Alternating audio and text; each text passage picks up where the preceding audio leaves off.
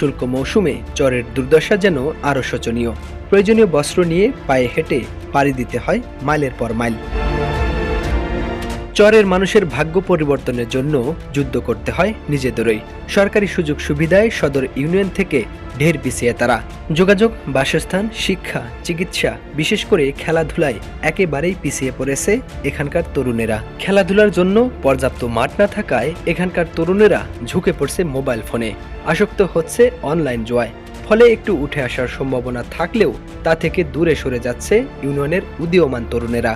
এলাকাবাসী মনে করছে তরুণদের এগিয়ে নিতে খেলাধুলার বিকল্প নেই। আর বিশেষ করে আমাদের যেটা প্রয়োজন এখনকার তরুণ সমাজ, সবচেয়ে জোর দাবি হচ্ছে আমাদের একটি খেলার মাঠ। আমাদের সেই চরনজি মাঠ যেটা ছিল সেটা তো এখন আর নেই।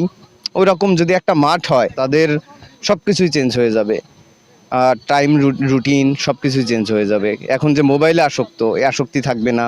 মাদকের সাথে যে সম্পৃক্ততা, এটাতেও জড়াবে না। খেলা নিয়েই থাকবে, তাদের কনসেন্ট্রেশন পুরোটাই খেলার দিকেই থাকবে।